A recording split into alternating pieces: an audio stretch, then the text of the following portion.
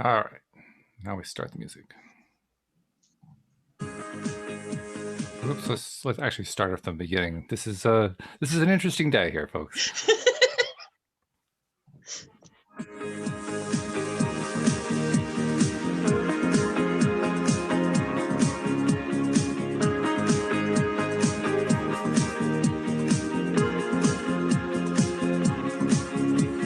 Welcome to LOA Today. I'm Walt Thiessen here with Alex King and Daniel Mangena. Today is Thursday, February the 27th, 2020. It's 4 p.m. New York time, wherever you are in the world. Thanks for joining us for another episode of LOA Today, your daily dose of happy. And I'm learning how basic things work, like my fingers and my brain, and how YouTube works and Zoom. So if things don't seem quite right today, you'll understand.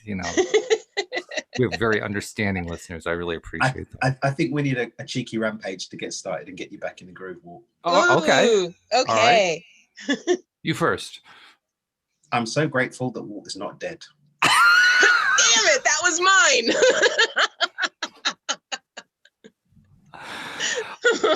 Well, I guess it's nice to be appreciated.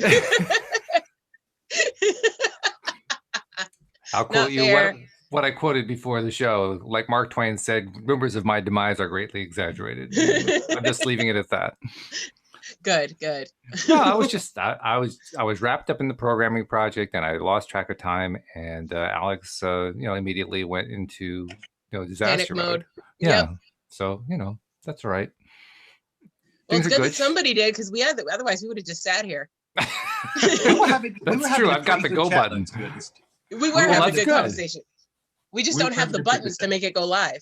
That's true. We don't have the buttons. Yeah, you gotta have the buttons. But it was recording, so you could have just posted our impromptu conversation. That's true. Assuming I was still alive. Yeah.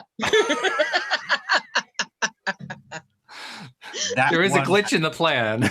Yeah, a little bit. Well, it would then be the memorandum of LOA Today. Well, that's Mm-hmm. Yep. But again, still someone has to press the buttons to release it. I'm not driving to Connecticut to figure out some buttons to press. At first you have to get past Louise. Oh, that's not an issue. Yeah, you're good at pressing buttons. It's getting in the door that's the harder part. But pushing buttons has never been an issue for you, I don't think. Nope. Wow. So anyway, we are concluding our conversation that Daniel and I have had over the last 3 weeks about his book, Stepping Beyond Intention. And yes. I don't know what your intention is, Daniel. My intention is, let's see if we can wrap up the book. Because we've covered a good portion of it.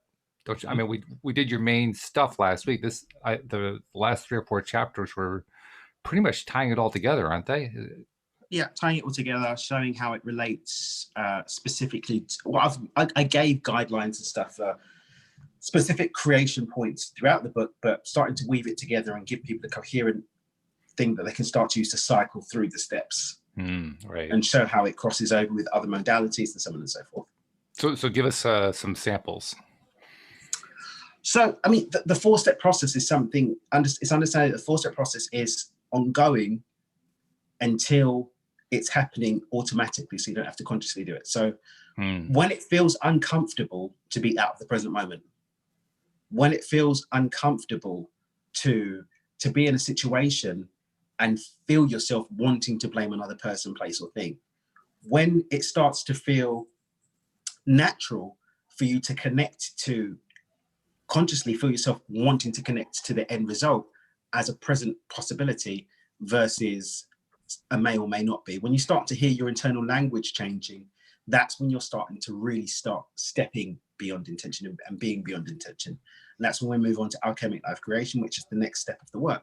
But it's starting to understand guide points, signposts, signs that you're no longer consciously having to keep running through these steps. Signs seems to be like a big thing for most people who write a book like that, and clearly they're a big thing for you. Why is that? What's so important about a sign? I would say I'm actually doing my best to move away from the need for signs, because it's almost signs are there to substitute for having sufficient faith to know that it's already done. Yeah, it's true. It's basically a sort of a mental crutch, really. Yeah. Yep. And that's great. Crutches are great. And I think it's one of the examples I've used in the book. You know, having a crutch to support you on your way somewhere is very different to having a crutch that you're using for life. I'm staying in my wheelchair versus I'm using this walking stick whilst I strengthen up my back and legs to get walking again. It's two different situations. And signs can be, depending on the way you direct your intention and attention, they can be a temporary crutch to support you on that transition beyond the need for them. Or it can be that thing that you become a slave to instead of something else. You know, sometimes we find the energy of slavery gets translated into something that had the potential to be empowering. You know, beyond intention can be another slave for you. It's another thing that you're a slave to. Just like meditation would be a thing that you're a slave to, another religion that holds you captive and standing outside of your power. And so, avoiding the tangent that I found myself nearly going on, I would say, I felt it coming. I really felt it coming. I saw that because I think about, because I speak in like there's a real conscious mental structure, and I can see the steps. And I saw the steps going over there. I was like, no. come back back here. And so I would say that for many people, in my experience, in my work working with people for over the years, and even in my own growth, signs are the thing that we look to when we don't have sufficient confidence in ourselves. True. Yep, I think that's probably what it's all about with a sign. Now, there's something else that you touch on. I think it's in the chapter, the receiving mode, holding the frequency, celebration, and why we do it. Yes, that's a big deal. Yes, very, very big deal across a couple of different areas. Number one, celebration. So when I started talking about, and we spoke about this a couple of weeks ago, the model that I had before Beyond Intention, which was vision, purpose, faith, gratitude, and rejigging that to become Beyond Intention and getting beyond the challenges that brought me into Beyond Intention. And one of the things that people always ask, and I remember this from the very first workshop I did back in 2018, it was, how can I be grateful before it's happened? And we spoke about that in the gratitude piece. So I'm not going to flog that horse, alive or dead as it may be. But gratitude is what we do before, and thankful and celebration is what we do afterwards. So that's interesting.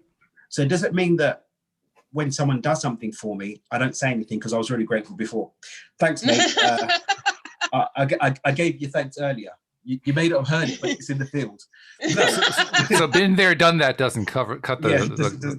Yeah. Okay. So at that point, I'm thankful to the people, places, and things that brought my manifestation to me, the vehicles for my manifestation coming to me, and I celebrate that it's arrived. But I look at gratitude as the state or the frequency that we step into to the thing as a possibility here in the now before it's even manifested in my physical reality. So gratitude comes before, and thankful and celebration after. And celebration is about anchoring in that new baseline, anchoring in that frequency by starting to create connections in the mind and in the body between creation and feeling good. So it builds a new baseline that says this new way of doing things feels good, so let's do more of that.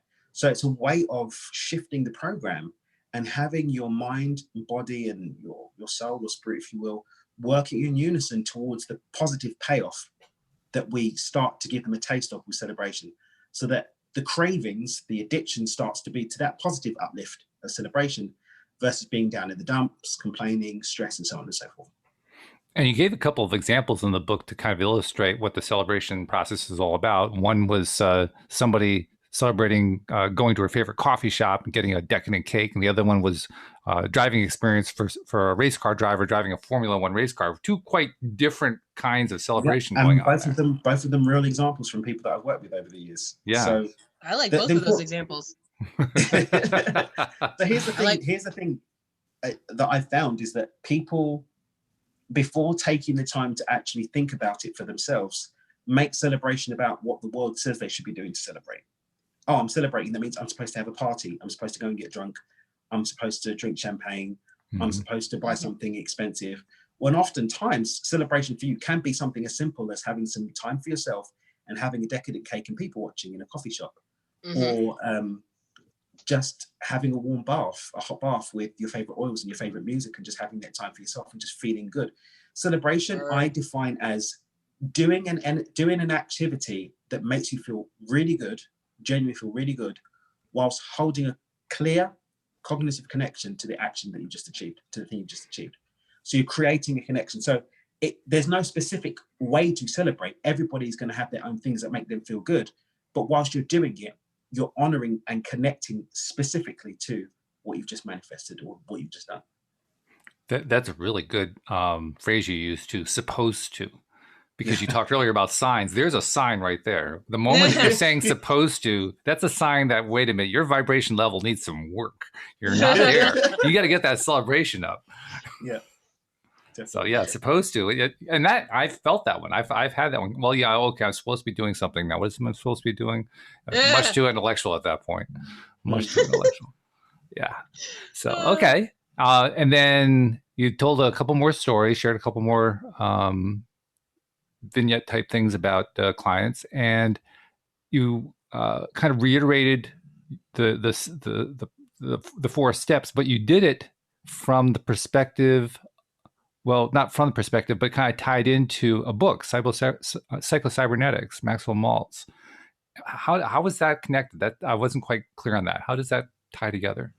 So Maxwell Maltz, his book Psycho-Cybernetics was one of the books that one of my early reading experiences in terms of my journey into this type of information. It was about 18 years ago I read that book, and it had a profound effect on me. I've read it a few times now, and it was the way that the particular piece of, I think it was Mark Cuban that says, read a book all the time and just aim to take one thing from it that's going to level you up, right? And so when I read a book, I always look for one thing, and the one thing I got from that really has never left me is the whole idea of the guided missile and how the guided missile works. Because we assume that a guided missile, you program in the destination and then the missile is going to that destination and the guidance system is taking it to that destination, when actually what the guidance missile does is it course corrects it, because it will always go off course. So the guidance missile is constantly veering off course, and the guidance missile, actually the guidance system is doing is putting it back on course. And beyond intention effectively is that guidance system that brings you back on course. The subconscious mind moves at 10,000 to 10 million times the speed of the conscious mind. The likelihood that from a level of consciousness, outer consciousness, you're going to be able to maintain a hold on that staying on course is very low. Not to say impossible, but very low, because the subconscious mind just moves too quickly. So until those programs have been changed, it's about taking the time to course correct so that you get to that destination of being beyond intention. That's good. And in fact, the analogy of the missile is very similar to analogies I've heard about flying an airplane, because literally when a pilot flies an airplane, he's constantly course correcting. It's never nice. He doesn't have like highway lanes. That doesn't make me feel safe. But he doesn't have highway lanes with little divided highway and the dotted line, all that. So he's constantly having to gauge, where am I compared to what's on the ground? Oh, no. Yeah. I'm never traveling again. Thank you. Now that I know I'm already scared that there's nothing underneath us, but now we're course correcting and we're missiles now. All right, I'm good. I'm going to stay home. So I guess we need to do a refresher then for Alex, Daniel, because clearly the message of the book has not really resonated with her just yet. It has resonated, but as the echo of her old way persists, she's having some time to do her own course correction. Okay. Is that accurate, Alex? I feel like it is, yes. Okay. We don't want to speak for you, No. And if you claim it, it's real. Yep. Actual factuals. Actual factuals. Okay. Well then, and the last thing you talk about in the book is you tie in to another book you wrote, The Dreamer's Manifesto, about dreaming with your eyes open. Talk about that. So that's like a triple or quadruple entendre there, because dream with your eyes open is the final step of the journey of my work as it has been so far, and it's in terms of I've been teaching it. And it's what I've started speaking about recently, which is lucid living. I don't speak about this in SBI, so this is an exclusive to LOA today. So dream with your eyes open has got a couple of meanings to it. First and foremost, it's dream big, but do something. So dream and take action. And as the Dreamer's Manifesto, that book is an introduction to that. It's more like a feel good, go and get it kind of book. Very short book that you can get through quite quickly. That's what that is at an entry level. But then you've got beyond that, the idea that lucid dreaming is what we do when we're asleep, and lucid living is what we do when we're dreaming with our eyes open. So it's about lucid living. So living lucidly, seeing your reality, your waking reality, the same way that you see a lucid dream. And that's when I do my coaching weekends. That's what I'm teaching at the moment. That's the level that I'm teaching at my coaching weekends. The free class I did in my group last week was an introduction to showing the evolution from beyond intention through to lucid living. So beyond intention is the tool that we do use to break free from the matrix and step into living lucidly, seeing reality for what it truly is. But that requires making a choice. And so at an entry level to my work, we're choosing our intentions. Once we get beyond the need to keep choosing intentions because our autopilot's working more for us, and we're choosing our emotional state with our chemical life creation, because reality wraps around how you feel. And then we choose our agreements, and the agreements that we choose are what frame the dream that we live with our eyes open. Okay. All right. And then tie in some of the case studies you listed after your closing remarks. You listed some case studies and testimonials to illustrate what you were teaching in the book, Stepping Beyond Intentions. So talk a little bit about those. So yeah, I'm really, really grateful, first and foremost, everyone that took the time out to send me a testimonial. I reached out to some people I've worked with, people I've worked with on a personal basis, come to retreats with me and workshops. And I had a really good cross-section of different areas that people were working in. Some people with relationships, some with health, with abundance, career, some just general finding their purpose and stuff. And it was really great to see that there were people in so many different areas of life that were able to apply beyond intention and make those choices that align them to the outcome, that were ready to put the work in and understand that it's not clicking your heels and popping back to Kansas. You may have to put some shoes on. You may have to kill a wicked witch. Or you may just have to open your eyes and realize that you're in Kansas the whole time, but there is something that you're going to have to do. And I've spoken about this before on a Facebook Live, the whole idea that it's all very well and good that you're holding an intention. It's all very well and good that you're meditating on an intention and seeing it in the quantum field. It's all very well and good that you're mentally rehearsing it. But if you want to experience it physically, then you need to call it in physically by aligning with it physically. I can close my eyes now. I'm a millionaire. I've just done it. I'm seeing it. I'm spending my millions. I'm on my boat. Hey, boo, how you doing? I just did it. And that's great. And that's great. However, if we want to experience that on a different level of the matrix here in our physical reality, then I may have to start showing up in my life and making the choices that align with that outcome versus just, hey, boo, how you doing? Right. And so there was a couple of things. It was number one, I can tell people my story, and I didn't tell as much of my story as I will in other books in Stepping Beyond Intention. I wanted it more to be about the stories of the people who've used the work, because it's easy to say, oh, it's all right for you. You did it. You've done this and you've done that and blah, blah, blah. But there are people in that book that some of those examples are people I had one call with and spent 20 minutes with them on the phone. And that 20 minutes was enough for them to make the choice that completely turned their life around. Nice. Some people I worked with for months, right? And I don't remember if I did, but I wanted to actually put an example of someone that I worked with that didn't get a result, and that we ended up parting ways after 6 months because I can't save you, right? It's about you being ready to save yourself. And that particular person wasn't quite ready to let go of their stories. And as a result, didn't really have the change. So, and there was a level of inviting people to see the humanity of that in terms of there's no such thing as perfect, really, at this level of consciousness. this level of consciousness has contrast. That's one of the collective agreements that we've all subscribed to.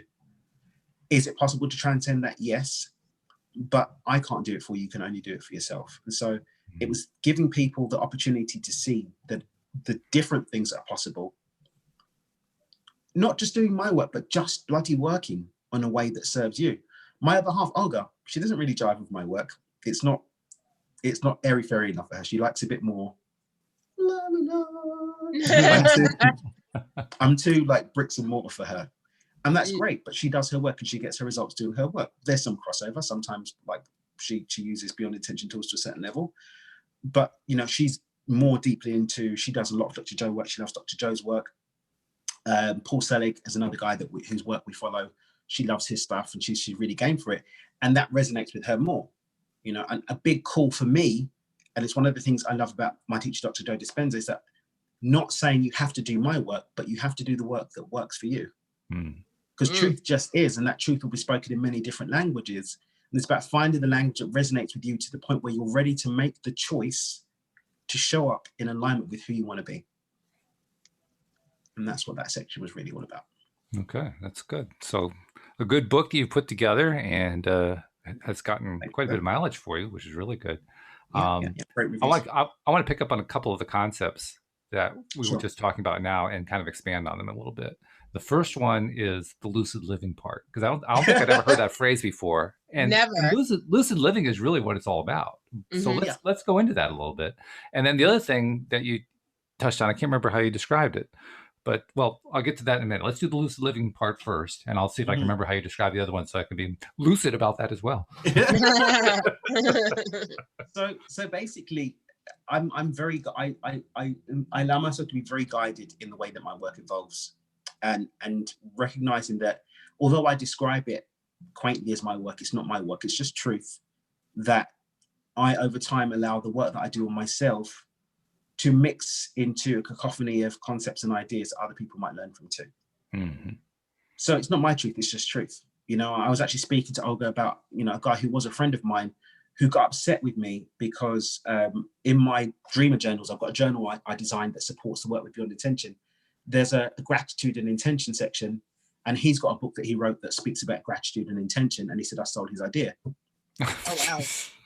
Which I don't know how you can steal that, but okay. I laughed about, because the fourth step of Beyond Intention, which, you know, I was doing 8 years before I even knew who he was, is gratitude. And my model was called Beyond Intention, but he was quite upset by that. And I found it funny, like I said, but it's like the idea that any of us own any of this, I find to be hilarious, you know. And as Jantastic as that is, it speaks to the fact that lucid living, I've heard other people use the phrase lucid living in a very different context. But for me, lucid living is playing at the edge of consciousness. And what I mean by that is recognizing that we are constantly at the edge of our reality unfolding consciously. Some of us do it walking backwards, looking at the stories of the past. Some of it do it looking to the sides of what other people are doing. Some do it with our eyes closed, allowing our subconscious programs to keep unfolding who we are, which then unfolds then the next steps as they evolve, because our reality going forward does not exist yet until we call it in, because the energy that makes up reality responds to who we are in the now and then unfolds in the nows to come. Now, when we understand that at its true level, we are constantly in a perfect place to create from the infinite possibilities available to us in the universe. But there are things that stand in the way of that. And the journey of Beyond Intention, from Beyond Intention itself through to this position, is about breaking free from the macro-esque stories that hold us back from that. The first being that we don't have a choice, which is what Beyond Intention is really saying. We don't have a choice and we don't have responsibility. It's other people to blame. God, the devil, mum, dad, Donald Trump. Letting go of that. In that order. In that order. Letting go of those BS stories and accepting, no, I am the author and creator of my life. And it's you know, ultimate level. Accept, I'm the author and creator of my life. I accept everything here and now at this edge. at the edge, I accept everything that's happened till now, and I accept that it's done and there's nothing to be done about it. And I accept that it has no power here at the edge that I don't give it by calling my attention to it. Next, love as a frequency will transcend anything from that anyway. And if I remain present, I have the power to unfold anything I desire going forward. And then gratitude, I can connect here and now to the frequency that resonates or relates to what I want to experience on this next step. I can do it. And then listening is just taking that step with awareness and maintaining the frequency that relates to what I want to experience. And then I can effortlessly start flowing through life where what I desire is unfolding for me step by step by step by step by step. Yeah. So that's beyond intention into alchemic life creation. And alchemic life creation, I'm training people on how to tap into more of themselves. So what they are creating is what they truly desire at a core level versus what other people have told them. And then B, understanding that our frequency is nothing more than our emotional state, and our emotional state is something that we can choose. And as we choose that and hold that frequency, we don't need to keep setting intentions. We can choose our frequency, our emotional state, and through that, unfold our world. And once we do that and we understand that, we can start to step beyond it and start recognizing, okay, now that I've let go of the stories, I'm here at the edge. What agreements do I choose to frame the infinite possibilities into a set of possibilities that I can play with through my emotional state? And that's what we do with lucid living. We treat life as a lucid dream that we consciously direct moment by moment through our emotional state here in the now.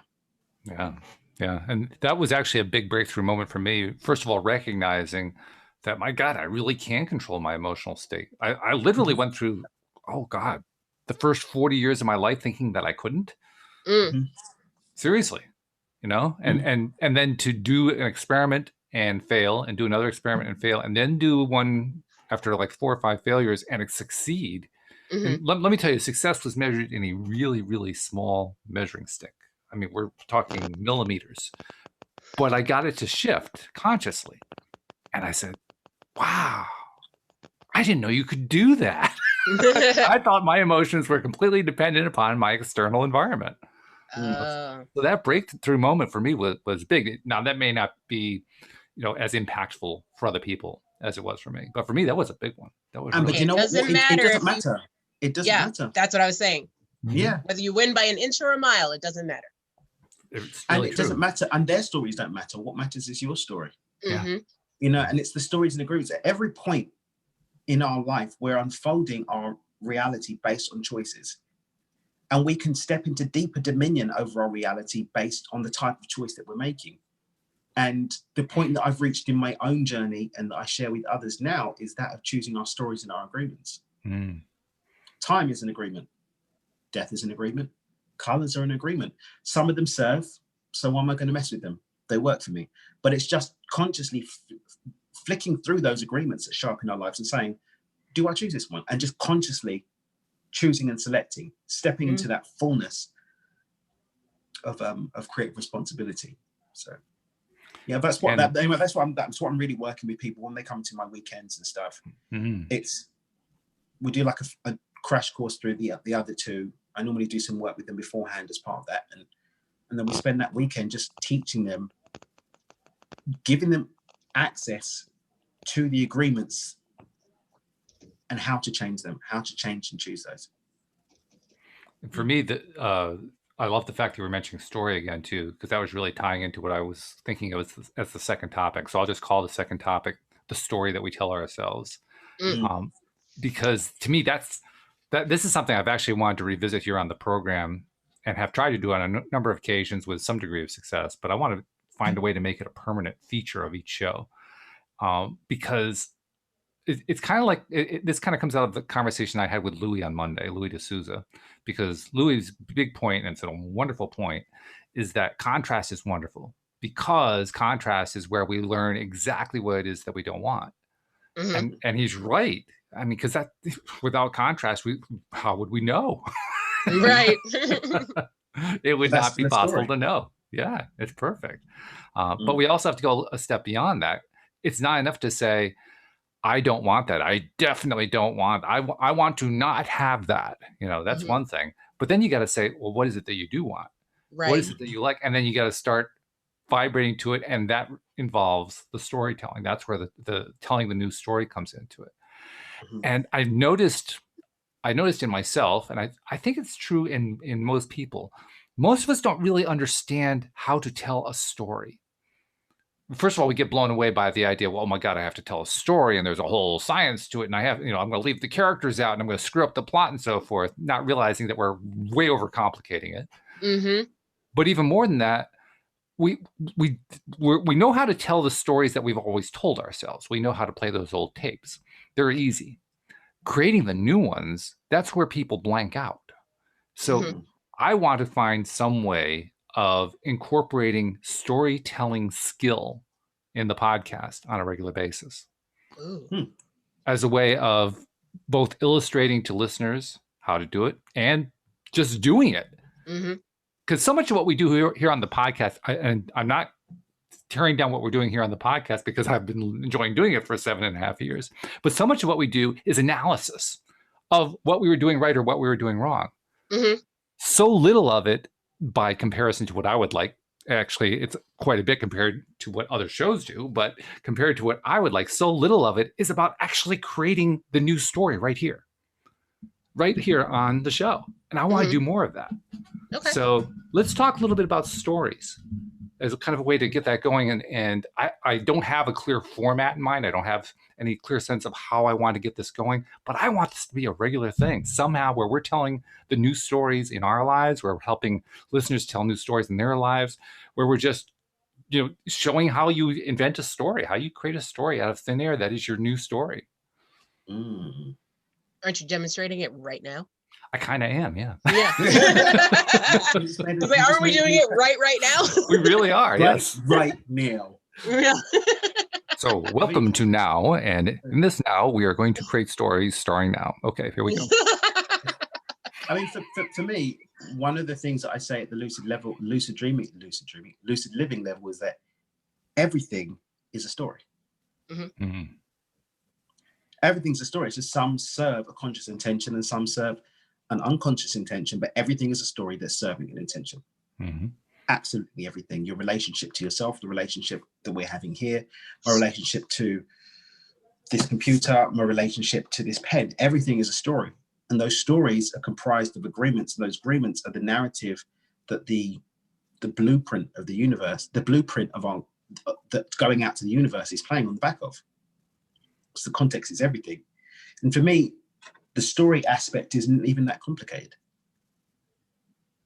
It's how do I want this to play out? Whether consciously or unconsciously, how do I want this to play out? There is only one character, I say, and that is us. And that character plays out in different forms and comes back to us reflected in different ways. But there is only one central character. And that one central character is bobbing along, engaging with different aspects of itself at different levels of consciousness. And the stories are, what is that bobbing along going to be? And that bobbing along is always going to happen. Otherwise, you're dead. Right. If you're alive, you're bobbing along. And as you bob along, what are you going to bob along into? None of it is by chance, and none of it is without intention, whether it's conscious or unconscious. Mm-hmm. But that intention is reflected back based on who we are in the now. So for me, one of the most powerful things that I teach people on the weekend, and I normally say for the very end, is that all of this is great, but none of it lasts beyond the now. Right. Mm. No story lasts beyond the now. Every new now, a new story, has the opportunity to be concocted. And if not given, then the past will just play itself out again. Over and over and over and over. The subconscious law of momentum. Everything continues until it's disrupted. And that disruption can only happen through choice. Mm-hmm. That's true. It's very true. Mm-hmm. Alex, you're saying a lot of mm-hms. This is resonating? Yes, definitely. Well, you'll see the hashtags in a few minutes, but yeah. I can't keep up. I'm like, oh my gosh. So give us a clue. What is it that you're feeling? What is it that you're thinking when you're hearing about this? Because this is a big deal topic to me, and so I want to know what other people are thinking about it. That's why I'm asking you. I just like how he like catches everything with like, what's the word I'm looking for? Like everything's kitschy. So like lucid living and doing the work that works for you and the story that we tell ourselves and everything is a story. And what was the other one? Dream with your eyes open. Like everything, like it's like boom. And then it makes you want to listen in. So everything is very hashtagable right now. Thank you, Alex. I'm honored. I'm honored that which channels through me speaks to the hashtag. There it is. You're making my job super easy. But you know what? This is the thing. And this is I was speaking to one of my. She's continued with me, but we've done the work now. She just kind of just checks in now. We've got a thing where she just checks in, and she rounded off 6 months of work with me by coming to my weekend in January, and she just gets it. She's one of my favorite people I've ever had the chance to work with, and I just love her dearly. And we're speaking about this and the idea that we don't actually need anything more. We don't actually we need to do less thinking, less analyzing, less stuff, and for a moment just come back to center and listen into what feels good. Facts. And then allow that to be the voice, the still small voice of the soul, guiding us on what the story could be. Mm-hmm. Mm-hmm. Because oftentimes I found that the stories that we want to rewrite were never our stories in the first place. It's what Trump, the GOP, the Democratic Party, Bernie Sanders, your local governor, your teacher, your boss, your mum, your husband or your wife, your kids, your dog, your local politician, the news. That's what all they said, what Twitter said, what Mark Zuckerberg said. Those stories are what we're making our story. And then tells us that we need to write a new story versus just stopping for a moment, choosing to come back to the now, knowing that we have the power to do so. And this is where the beyond attention comes in, accepting that I do have the power to do this and I've got the responsibility to do it if I want to be the author and creator of my life, consciously, because I am unconsciously anyway.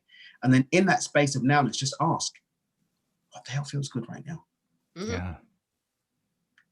And then, if we then just voicing keep it, it's not just asking it, it's answering it. It's getting the answer and I think verbalizing it, or at least in some way expressing it. Because if the answer comes to you and you don't actually take it in, it didn't do anything for you. Which is why, from that silence, we step into the embodiment of that voice with gratitude, connecting to it as an outcome, and then just tuning in to see whether that's the voice we're still tuning into, and then witnessing and celebrating as it unfolds. It's a much easier way to do life, but also a much more difficult and challenging way to step into doing life at the same time. Yeah, that's true. Yeah, it is. I think about people who I know, and including myself, who practice, who keep trying to get better at being a conscious creator. Certainly we're all creating consciously or unconsciously, like you said. Right. But try to learn how to do it more consciously, and also try to feed the unconscious, the subconscious, because both need feeding. And we try to do it pretty regularly. And then we go out in life, and I swear to God, it's as if we forgot everything that we learned. And I think that's merely because we just haven't practiced it enough. We haven't established a new pattern yet. So the old patterns are holding pretty strong. And it's interesting to me how many different ways I see it happen. I see it happen with my co-hosts. I see it happen with my friends. I see it happen with people I don't really know very well, but I've seen on social media commenting on stuff. And I've seen it just in, people that you see on television. You see it all over the place. What I see is people who are in so many ways, they get it. They get being a conscious creator. And then something happens that presses an emotional button in some way, and it's as if the brain turns off and they forgot all of what they learned. And now all of a sudden they're right back to being, I'll use the word addicted to that external event that was controlling them, just like they were before. Mm-hmm. And I've done it too. I mean, I was experiencing it just the other day with a TV series that I really despise, but my wife was playing it, and so I sat down and watched it with her. And it was one of these series that, oh, I mean, one terrible, chaotic, horrible thing after another was happening. What show was it? I want to know what show it was. It was Madam Secretary. And I was sitting there saying, why am I sitting here? Why am I sitting here? I know better. And fortunately, at one point, my wife muted it or something to say something to me, and I said, "Thank you so much. You just broke the hypnotic spell." It's a hypnotic spell. That's how shows get me all the time. But it just really illustrates, as much progress as we make, there's lots of room for improvement. Right. You know, and to me, that all comes back to what you were just talking about, Daniel, about going back to that centered now place and recognizing that it's just about choosing what is it that I like right now. Because at that moment in time, I was forgetting to pay attention to what is it that I like. And actually, there was a piece of me on a semi-conscious level that was saying, Walt, you don't want to be doing this. You want to find what you like. But it wasn't getting anywhere. It wasn't getting anywhere. Leverage, Mr. Wood. That's what it comes down to.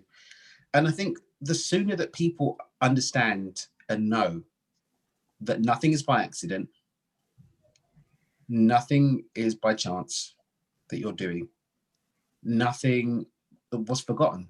The subconscious mind never turns off. You didn't forget. You just did what you're doing 95% of the time, which is running on your unconscious program. And that pattern showed up as you're watching that show. Yeah, I didn't forget at all. I was in some way blocking myself from the knowledge of it, but the knowledge was still there. I could tell it was there. The subconscious mind doesn't lose. And this is what, the sooner that people understand this, I mean, people think that the conscious mind isn't what does the creation. The subconscious mind does the creating. It gets instruction and does the building, right? They are the robots. They are the ones on the factory floor doing the stuff. Yeah. They're doing everything. Yep. Consciously, we can choose the blueprint, but unless that blueprint's been communicated in a way that the subconscious mind understands, it's going to keep making the same thing. And this is an example I use. I think I used a variation of this in the book, but I definitely talk about in workshops when I'm doing the Building Intention Level workshops, that it's like having a factory and you're in the director's room, but you accidentally gave the directions to the floor and they're making one thing. And then you come down to the factory floor and say, why are you making these things? And what you told us to make. Right. And then you start screaming in Japanese to Spanish-speaking workers for them to make something different, and then get frustrated. And then we turn around and say, oh, I knew they didn't listen.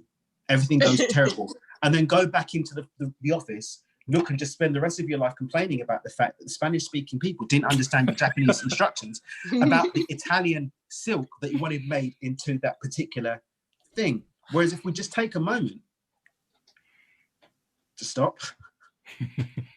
accept that we're speaking the wrong language, learn the right language and speak to them, they'll make the right clothes because they follow instruction to the T. It never turns off. The factory never turns off. It's always churning out outcomes, always churning out experiences. That's what we're witnessing as our world. But for us to have a world that reflects what we consciously choose, we have to speak to that subconscious mind, to speak to those workers in the language that they actually understand. You did not forget anything. Nothing was forgotten. That's just the blueprint that the mind was working off, that from time to time, you're going to sit and watch something that you don't like. And if you listen to your internal state at the time, that was reflected to the outcome that at a deep level, you've unconsciously chosen and desire to have in your experience. Yeah, I think also it's, I agree with everything you said, but I think there's another factor going on here. There's also the factor that when we have a tape recording, we'll call it, that subconscious program playing, and has been playing for so long, it, like anything else where living and source energy and vibration and intention are involved, the more something goes on, the bigger it gets. It gains more and more vibrational power. And so if you have a tape that's been playing for a long, long period of time, you can be shouting above, the fray as much as you want to, and it's still going to take a while to slow down because it's got so much momentum built up. And that's still a story because there's nothing that exists beyond the now. So, but if that's the story that you're running on, then that's the way it's going to work. because change doesn't take time. Change takes an instant. What takes time is us ready to let go of the stories that dictate the time that it must take. Because time doesn't exist beyond this now. So there's nothing beyond your story that says that there has to be some protracted time that it takes. Now we have the law of gestation, but the law of gestation is still a story. Universal laws are just collective agreements that enough people believe in to give them strength. And even me saying that is a story too, because, and this is the existential crisis that can appear when you truly stand at the edge of consciousness. Nothing is real. Nothing lasts beyond the now, unless your beliefs give it the power that give it life and give it meaning. It's like a goyim, I think it's not goyim. I can't remember the name of the little dolls that are given life. I think it's in Hebrew folklore that these spirits are given life by belief and then become things that affect your world. Our world is made up of these things that are given meaning by our belief in it. The life that we give them. You're talking about a golem? Is it a golem? I'm assuming so. I don't remember the word. It starts with a G, but people know what we're talking about. I'm glad somebody does. Everything is given life. Everything is energy, pure potential energy that's given life by our beliefs and our choices. Or should I say, our choices against the backdrop of our beliefs. And so if we have a belief that, yeah, I've been doing it this long, therefore it needs to take longer. Okay, that's what you're going to experience. And that's true for you. So it's not wrong. It's true for you because you've given that life. But even the life that you give it can be taken away by redirecting that attention to a new story, a new agreement. But generally speaking, most of us are running on the agreement, the collective agreements that the mind does take time to change, because most of us are locked in the illusion of time. But we can step out of that. That's what timeline jumping is all about, that you guys do on a Friday, right? It's about jumping out of a timeline that's supported by that story and into a new one that has freedom from it. And that's living at the edge of consciousness. But it will demand that you let go of the stories that are holding you in a different timeline to jump into the new one. Interestingly enough, very often people will jump out of a timeline and they'll jump right into another timeline that has the same addictive quality as the previous one. Because they're the same person showing up the same way, just in a different environment. So in other words, just another way of telling a story that they decided not to change. Look, this is the thing. You've got the timelines and you've got the frequency that you're operating on in that timeline. We've got infinite number of timelines. So there's an infinite number of timelines that exist with you as the same version of you, just in a different environment, playing the same stories against a different backdrop. So making the change inward first, change from the inside out versus the outside in. So many people, they're in their situation and they're like, I just need a new job. I need a new relationship. I need more money and everything's going to change. Versus understanding that if they put that same energy into changing from the inside out, the world would then reflect and match what they've chosen to be from the inside. And that change that they're craving from outside stimulus would happen and actually be real, versus 6 months later, they're the same as your last relationship, or 3 months later, the money you won the lottery is gone, or people that have repeatedly, I know people that have healed themselves of the craziest diseases and then get something else. Or the same thing comes back. Because as reality's moving against a new blank slate that's showing every moment, we have the opportunity to bring the past back to the now every time. And unless we do the work of changing the blueprint that creation is happening against for us, that's what we're going to keep creating. And it's a pattern that affects everybody. I've never seen anybody who it doesn't affect. That's this level of consciousness. Just 1 second. Okay. By the way, Alex, Jeffrey in our live stream was confirming it. He also says it's Gollum. So see, my supernatural. But I thought Gollum was from Lord of the Rings. No, that's all. That character is in Gollum. Yeah, it is. But a Gollum is as you saw this supernatural episode where that's where I got it from. Yeah, exactly. Yeah, it's a Gollum. Yeah, that's where I got it from. In fact, no, I didn't see it from Supernatural. I saw it from Sleepy Hollow. Oh, okay. Oh, But I that's a did good see it from show. Supernatural also. I just remembered Supernatural because didn't the kid make the golem accidentally in Supernatural? Well, no, he got it. It was a gift from his grandfather. And But he he didn't. accidentally gave it life. He didn't know how to control it until he had to speak the words in Hebrew or something like that. Yeah. And Well, the anyway. Nazis were. Yeah, it's a long story. Anyway. And Jeffrey's pointing out there are actually two different spellings, so or at least two different spellings. GOLEM and GOLLUM. Jeffrey, which one's which? I think the second one is Lord of the Rings, but I'm not 100% certain of that. Okay. Anyway, yeah. Our world is a series of golems basically being given life by our beliefs and given life by our stories that support it. And those play out, but those don't have to play out beyond the now. And this is the message of hope I want everybody listening to this show to walk away from. Nothing in your life right now needs to exist beyond the now. And if you turn your attention inwards, connecting to the frequency that resonates with what you do want going forward, it will happen without you needing to do anything. It sounds so simple when you say it that way. Right? But it is simple. The complication comes in when we add our stories, when we add our excuses, when we add our own narratives, our own belief systems. All of those adding on top are what create the complexity. God did not make things difficult. Man did so he could say it was impossible. Mm. And to make matters even more confusing, we are God. So we're the ones who did this to ourselves. There you go. Burn. Doggone it, I can't get away with anything anymore. And the thing is, and I was having this conversation with a friend of mine yesterday because she was talking about a situation that she was going through. And I was like, yeah, but here's the thing, dude. When you step into this level of creative responsibility for your world, there's more to stay on top of. This is what you signed up for. Yeah. You want to live a kick-ass, kick butt life on command? Cool. Then then you have to create all of it. It's like, I want full dominion over everything except my finances or except my health or except my relationships. The rest of it I'm going to leave to the stories. No, we're either all in or we're all out. It's one of the two.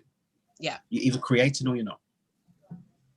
Pretty black and white, really, when you look at it that way. There's no gray area in there. There isn't. No.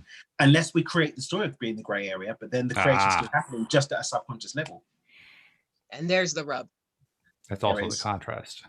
Mm-hmm. Yeah. Contrast is a contrast. It's just a collective agreement. Not everybody has to have contrast. Because to say that everyone has to have contrast, you've just constricted infinite possibility to there only being quantum potentials where people have contrast. That's true. Yep. Yep, very true. So. Anyway. All right. Well, that was good. Thank you. First of all, thank you for giving us this 4-week overview of Stepping Beyond Intention from the author's perspective. I mean, it's one thing when, Cindy and I or one of the others that I've done these shows with do a book that somebody else wrote and that other person isn't here doing the show with us. So we're kind of doing the interpreting. Well, I think what Neville Goddard was really saying is blah, blah, blah, blah, blah. As opposed to the author saying, well, here's what I was really saying. You missed the first part, but you got the fourth part. So well done on that. No, thanks. It's been great. I mean, I hope that I've given people some context to add to the book that's not in the book. So you can add some more flavor to it and add more texture. I did want to make the book as digestible as possible, and so I did simplify a lot of things and make things really clean, but being able to add some peas to the soup feels good. So it's kind of the natural time to ask, for people who are kind of intrigued now that they have a better understanding of what SBI is all about. Okay, we talked about last week, what the various classes are that you have going on and your group and so forth. Give people the quick overview. How do they find out more? How do they get involved in what you're teaching on a regular basis? I would say besides listening to the show. I mean, listening to the show, that's a given. Listen to the show. I would say that everything that's new, like I released a 1-day class. I'm beta testing a new template that's happening on the 15th of March. That sold out overnight. That went to my Dream with Dan group. So I would say go to my group on Facebook, Dream with Dan. You can find that with dreamwithdan.com/Facebook. Anything that's new gets posted there first. They get first dibs on everything. But if you want to have regular access to the programs that teach you how to apply beyond intention and access to all of the programs that I do included. Then Beyond Intention University is your gig. It starts at $47 a month, and you get access to all my online programs. The next level up from that, you also get access to the group calls I do every week, the group coaching calls. The next level up from that, you get the premium programs like Micro to Millions and all sorts of really groovy stuff. So that's the most effective way to dip your toe in, because there's no commitment. You can go month to month and roll around and do what you need. And I'd say that's really what you want to do. If you want to move beyond just free content and step into actually getting something with an energy exchange that's going to bring more results into your life, then Beyond Intention University is a good start. Okay. All right. Very good. Yeah, I don't really do much one-to-one coaching. I only now do one-to-one coaching really with people that are in my masterminds. And if you want to work with me in person, the way to do that is to come to one of my coaching weekends. Okay. All right. Good. All right. Also want to give people a little bit of a heads up, because we have a friend of yours coming by as a special guest, I believe in about 12 days from now, on March 10th. We're going to be getting, Kim's going to be coming by to tell us a little bit more about what her experience has been with Dr. Joe. And I'm sure you'll be able to compare some notes on that. Tell us a little bit more about Kim so that people know what to expect. Kim is just amazing. I love Kim Lee. My very first advanced Dr. Joe event, she actually fitted me for my brain scan. And and we've just built a friendship over the last few years. A brain scan. Wow. Yeah, she's just really, really cool. She's a team leader for Dr. Joe. She also not only does corporate training of his work in corporations, she also trains the people that do his corporate training in corporations. So oh wow. She's just amazing. She's really, really cool. You can follow her on Instagram. She's going to give it to you. I don't know offhand, but Kim Lee Boda, she's really, really cool. She's fun to watch on Instagram as well. She's just really cool. Just a really, really cool person, really down to earth, big heart, and knows her stuff, like really, really knows her stuff. So when you were looking at someone to talk about Dr. Joe and his work, Dr. Joe Dispenza, she came to mind first as someone who'd just be great. And yeah, I'm just excited that she's coming on the show. It's going to be good. So mark it on your calendars, folks. That's Tuesday, March 10th. Kim's going to be joining us. And I have to admit, I'm looking forward to it. She actually sent me an email saying, so what's the topic? And I told her, well, the impetus behind all this was the conversation that we had on the show, where I think I basically asked, why is it that Dr. Joe's clients seem to have better experience with meditation than other clients? What's he doing differently? That's the topic. So we're going to find out a week from Tuesday. So good stuff. Whoop, whoop. Want to remind people who are not yet subscribers, become a subscriber. I won't give you the whole spiel because most of you know it. But for those of you who aren't really sure how to do it, just go to loatoday.net, and it's right at the top of the page. It helps you to do it. Check us out on YouTube. Quickly, Alex, how do they do it on YouTube? Go to LOA Today podcast videos and hit subscribe, and then hit the little silver bell and click all, so you'll always be notified when we're live. It's always helpful too, whenever we're doing this, to have Dan in the background mimiking us and making all these great gestures. So, but he mutes himself. So if you're not on YouTube, if you are on YouTube, you can't see it. Sometimes you can, though. Myself one time that I got caught. That one time. Sometimes the Zoom camera just decides it's going to focus on somebody. I've noticed that it has this. It's like it has a random number generator in it, and it does sometimes it based on the sound. It does it based on the sound capture. So that's why. Except when it doesn't. Yeah.